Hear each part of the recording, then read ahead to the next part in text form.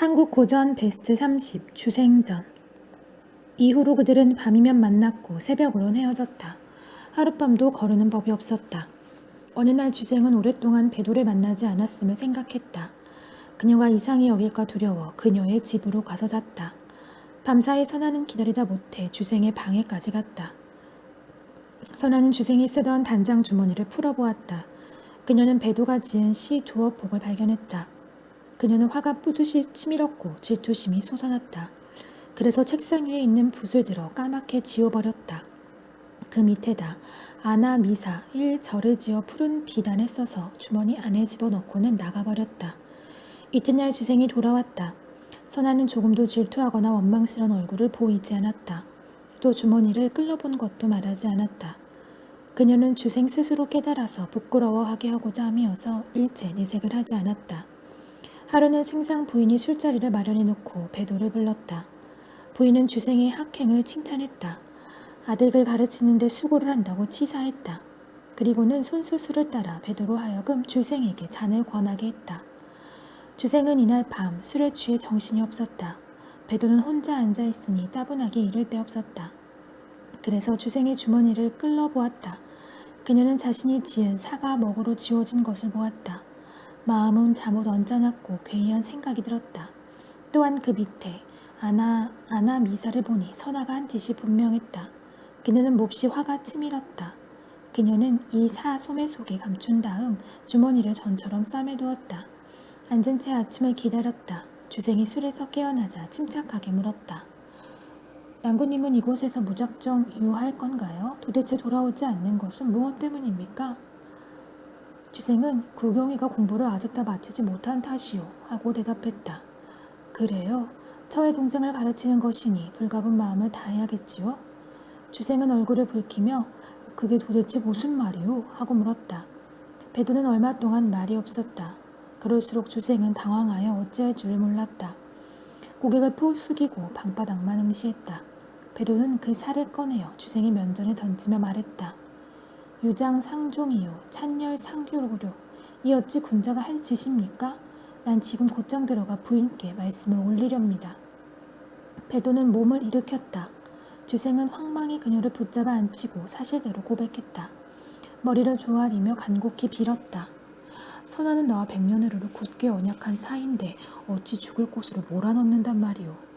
배도는 마지못해 뜻을 돌리고는 그렇다면 곧 저와 같이 돌아갑시다. 그렇지 않으면 난구님이 저와의 언약을 어긴 바에야 제가 무엇라고 맹세를 지킬 것이오리까? 하고 말했다. 주생은 하는 수 없었다. 부인에게 딴 핑계를 대고 배도의 집으로 돌아갔다. 배도는 선아와의 관계를 알고 난 다음부터는 다시는 주생을 선랑이라 부르지 않았다. 마음속에 불평이 끓어올라서였다. 주생은 오로지 선아만을 생각했다. 몸은 나날이 여위어갔다. 끝내는 병을 빙자해 자리에 눕고 말았다. 20날이 지나갔다. 돌연 구경이 병으로 죽었다는 전갈이 왔다. 주생은 재물을 갖춰 영구 앞에 나아가 전을 올렸다.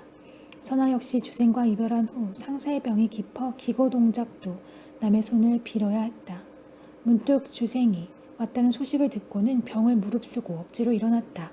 담장 소복을 하고 주렴 안에 혼자 서 있었다. 주생은 전을 끝냈다. 멀리 선아가 보였다.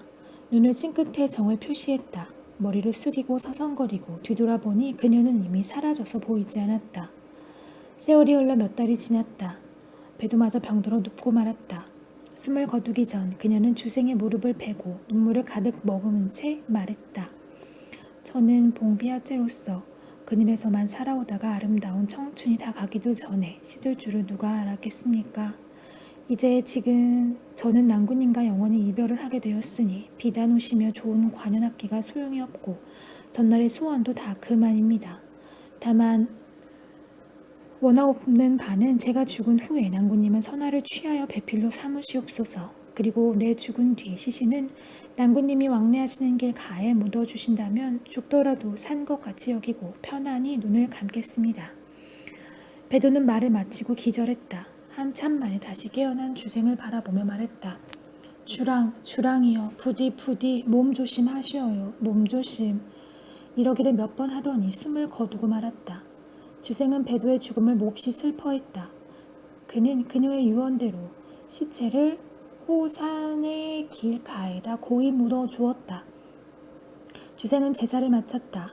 그는 두 계집종과 이별하며 말했다. 너희들은 집을 잘 간수하여라. 내 후일 성공에 돌아오면 반드시 너희들을 돌봐주마.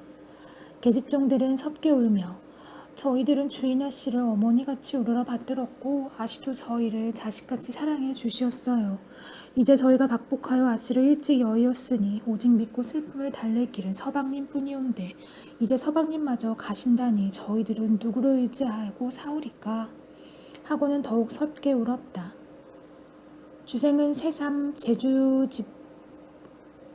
계집종들을 달래주고는 눈물을 뿌리며 배에 올랐다. 그러나 차만우를 저을 수 없었다. 이날 밤 주생은 무흥교 밑에서 묵었다.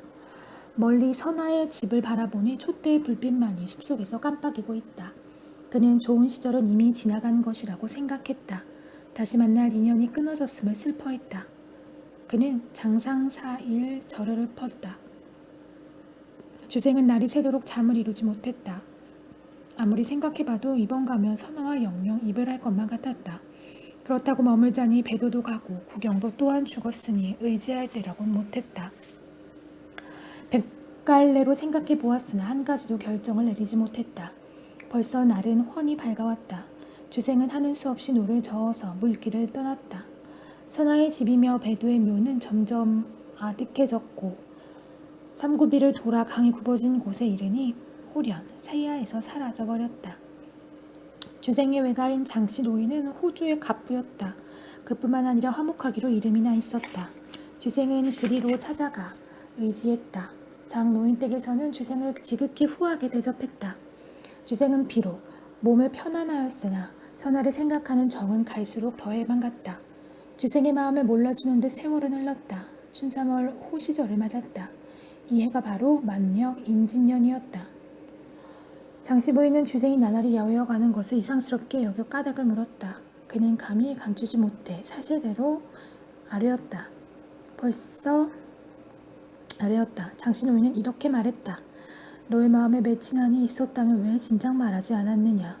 내 안사람과 노승상 온 동성이어서 여러 해 동안 긴밀히 지냈다. 내 너를 위해 힘써 보겠으니 염려하지 마라.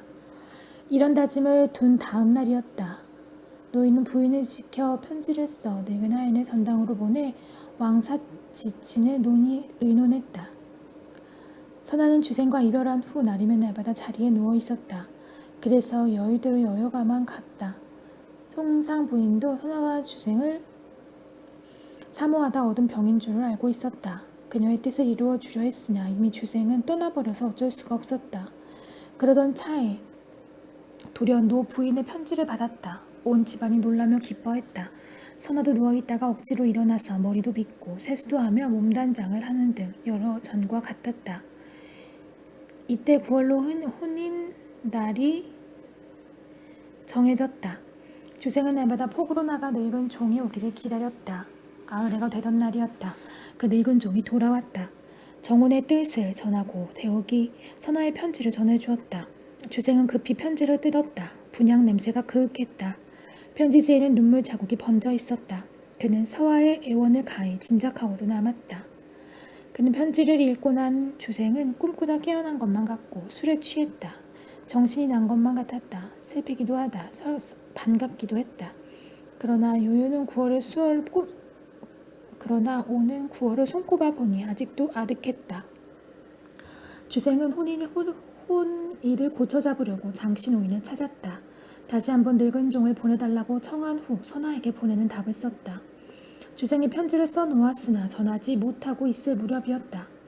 조선이 외적의 침략을 당했다는 소문이 파다하게 떠돌았다. 마침내 원병을 중국에까지 청해왔다. 사태는 매우 급박했다. 황제는 조선이 지극정성 중국을 섬김으로 불가불 구원을 해야 했고 또 조선이 무너지며 압록강 서부 지역은 편안할 날이 없었을 것임을 간파했다. 장차 왕업의 존망 계절이 달린 판국이어서 거절할 도리가 없었다. 그래서 도둑이 여송에게 군대를 통솔하여 적을 무찌르도록 어명을 내렸다. 이때 행인사의 해인 설번이 조선을 다녀와서 황제에게 아뢰었다. 북방 사람들은 오랑캐를 잘 막아내며 남방의 사람들은 외놈을 잘 방어하오니 이 싸움은 남방의 군병이 아니면 어렵겠나이다. 그래서 호절이 여러 고을에서 병정을 급히 모집하게 되었다. 그때 유격 장군이었던 어떤 사람이 평소에 주생의 성명을 알고 있어 출전하는 날에 끌어내어 서기의 소임을 맡겼다. 주생은 굳이 사양했으나 어쩔 수 없이 직책을 맡았다. 그는 조선으로 나왔다. 안주에 백상루에 올라 고풍 7원시를 지었다. 이듬해 계사년 봄이었다. 명군은 외적을 대파하여 경상도로 몰아붙였다. 주생은 밤낮으로 선하리 생각하여 마침내 병이 중해졌다. 그는 종군 해남하할 수 없어 송경에 머물고 있었다. 이때 나는 때마침 일이 있어 송경에 갔었다. 한 여관에서 주생을 만났다. 그러나 언어가 통하지 않았다. 그래서 글로 써서 의사를 통했다. 주생은 내가 그를 안다고 후하게 대접해 주었다. 나는 주생에게 병든 내력을 물어보았다. 그러나 그는 근심에 쌓여 응답이 없었다. 하루는 비가 주룩주룩 내렸다. 나는 주생과 같이 불을 밝히고 늦도록 이야기를 나누었다. 주생은 답사행의 사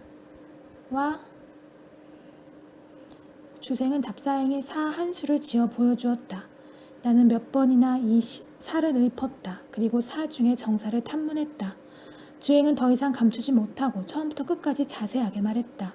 그러면서 나만 알고 다른 사람에게는 일체 말하지 말라는 당부까지 하는 것이다.